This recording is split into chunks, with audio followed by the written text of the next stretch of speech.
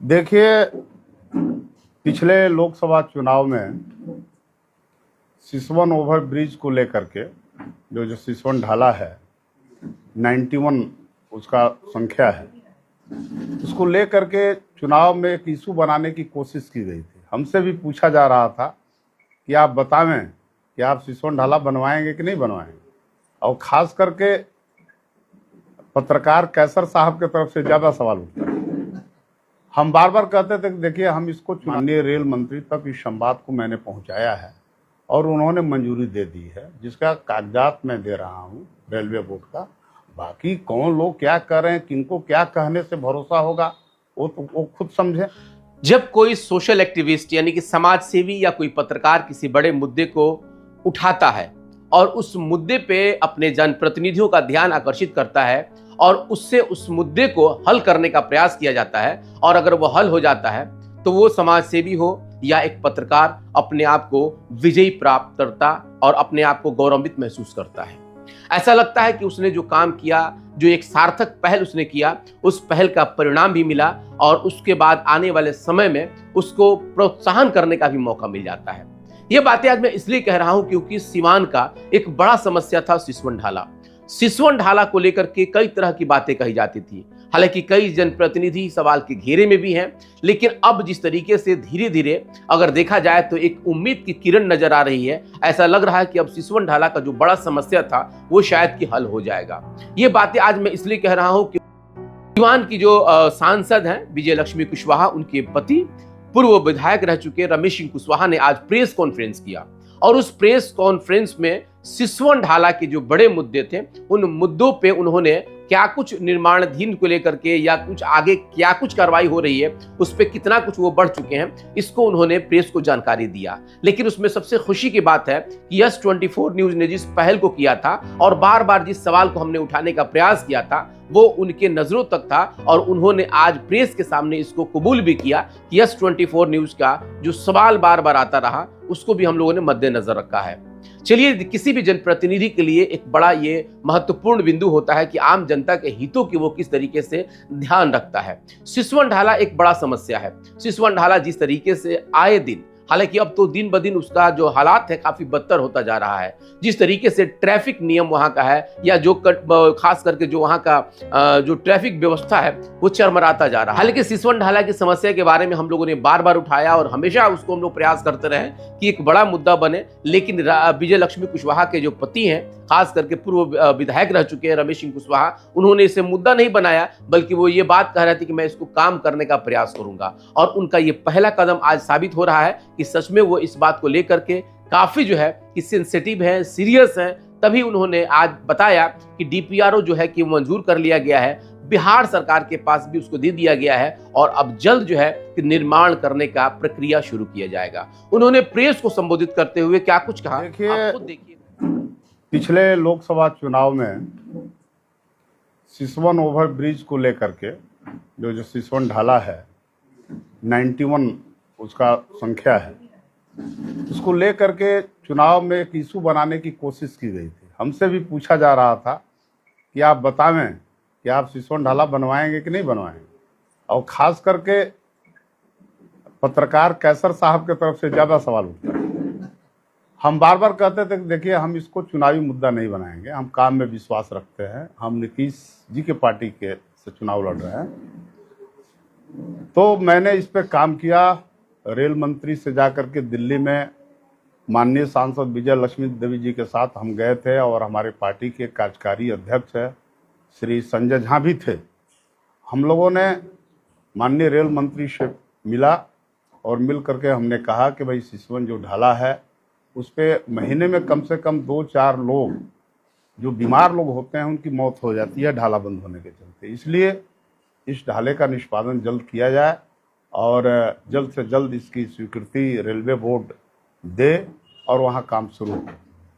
उन्होंने आश्वासन दिया कि 1 सप्ताह के भीतर जो डीपीआर है उसकी स्वीकृति मिल जाएगी। इसके पहले हम जो शेखपुरा ऑफिस है पथ निर्माण विभाग का, हम वहाँ भी गए थे, वहाँ से सारे डॉक्यूमेंट मैंने इकट्ठा किया। फिर हम बेतिया भी इसका जो जोनल ऑफिस है हम वहाँ भी गए, वहाँ से भी सारे कागजात हमने इकट्ठा किया। सब कागजात को लेकर के हम माननीय रेल मंत्री से मिले थे। मुझे खुशी है इस बात के लिए कि इसी 20/9/2024 को रेलवे बोर्ड के जरिए इसकी स्वीकृति प्रदान कर दी गई है और उसका पत्र भी हमें मोबाइल पे भेजा गया, जिसकी प्रति हम आप लोगों को दे रहे हैं। तो देखिए, ये जो मुद्दा था सिसवन ढाले का, वाकई में जो सीवान का जो दक्षिणी इलाका है, खास करके उसमें दुरौदा का भी एक अच्छा खासा हिस्सा उसी रास्ते से आता था। हसनपुरा है, सिसवन प्रखंड है और हुसैनगंज प्रखंड के भी अच्छे खासा हिस्सा, रघुनाथपुर का भी कुछ हिस्सा इसी रास्ते से आता था। तो सीवान के दक्षिणी इलाके के लिए यह मुख्य रास्ता था और इस ढाला निर्माण से मतलब जिले के आबादी का कम से कम 40% लोगों को इसे लाभ मिलेगा। और ऐसे तो जिले के हर कोने से लोग उधर जाते हैं, चाहे आने वाले या जाने वाले, सबको इससे महेंद्रनाथ मंदिर भी है, वहाँ भी लोग उसी रास्ते से जाते थे। तो इस ढाला बनने से पूरे सीवान की जनता के लिए बहुत ही फायदा होगा और ये बहुत पुराने समय, लंबे समय से इसकी मांग होती रही है। हम ये नहीं कहना चाहते हैं तो अन्य लोगों ने क्या किया, लेकिन मैंने कोशिश की और कोशिश का परिणाम आया कि आज ढाला बनने जा रहा है, उसकी स्वीकृति मिल गई है। बिहार पुल निगम के जरिए इसका टेंडर होना है, अब टेंडर की प्रक्रिया में है और मुझे उम्मीद है कि हम जाएंगे, पुल निगम के एमडी से भी हम बात करेंगे और जितना जल्दी हो सके इसको टेंडर की प्रक्रिया में ले जाएंगे। टेंडर होने के बाद काम लगेगा। कितना दिन में वो काम शुरू हो जाएगा? अब इतना अब एकदम एग्जैक्ट बताना ठीक नहीं है, पहले तो स्वीकृति मिल गई है ना। पिछले सांसद भी कई बार उनको ये लेकर स्वीकृति पास करा है, हालांकि हुआ नहीं। तो पिछले अमरनाथ यादव जी थे। अब देखिए, मैं पिछले सांसदों के बारे में कोई प्रतिक्रिया नहीं दूंगा, लेकिन मेरे पास लेटर है, ये लेटर मैं दे रहा हूँ, ये रेलवे बोर्ड का लेटर है, आप लोगों को एक एक प्रति मिल जाएगी। सर, सदर विधायक महोदय चौधरी ने कहा कि अंडरपास और सिसवन ढाला ओवरब्रिज दोनों के लिए मैंने फाइल की और मेरे फाइल पे वो स्वीकृत हुआ है। अब सवाल है कि चौधरी जी क्या कहते हैं नहीं कहते हैं, पुराने नेता हैं, उनके बारे में कहना मेरे लिए ठीक नहीं होगा, ठीक है, लेकिन डॉक्यूमेंट मेरे पास है, मेरे पास आया। अगर उन लोगों के पास आया हो तो आप जाकर के ले लीजिएगा उन लोगों से। सवाल ये आता है सर कि रेलवे और खास करके जो बिहार सरकार, ये दोनों के बीच का ये मामला रहता है, तो क्या लग रहा है कि वो मामला सुलझ गया है, उस मामले पे ही सब मामला हल हो गया। मैं कह रहा हूं कि जो डीपीआर जो बना था, वो डीपीआर की मंजूरी रेलवे बोर्ड ने दे दी है, उसकी स्वीकृति प्रदान कर दी गई, उसके बारे में डिटेल्स इस पत्र में लिखा भी गया है। इसका कहिएगा तो मेरे मोबाइल पर इसका हिंदी भी है, हिंदी भी हम आप लोगों को दे देंगे।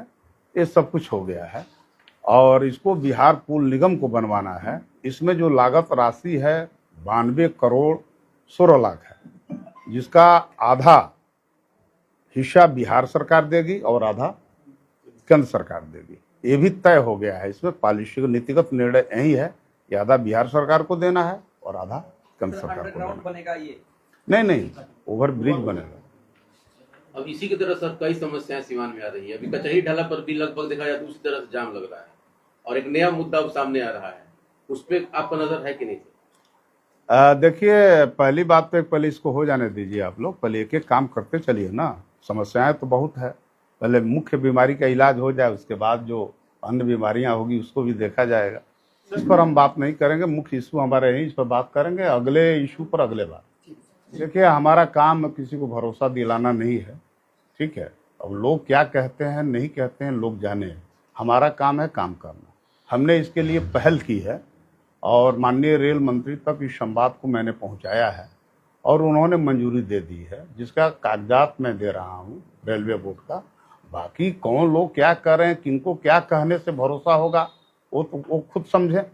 अब उसके लिए हम क्या कर सकते हैं? मान लिया कि आप कहीं जा रहे हैं किसी अधिकारी के पास, अधिकारी कहते हैं कि हम ये काम कर देंगे, ठीक है, वो नहीं करते हैं तो जाने, लेकिन मुझे पूरा 100% यकीन है कि इसमें बहुत ही जल्द मतलब टेंडर की प्रक्रिया भी होगी और काम शुरू भी होगा। पहले तो हमको पूरा भरोसा है, हम गए थे और रेल मंत्री बोले कि आप एकदम निश्चिंत रहिए और जल्दी बनेगा और विश्वास के साथ हम कह रहे हैं कि उसको जल्दी हम लोग कम लगवाएंगे।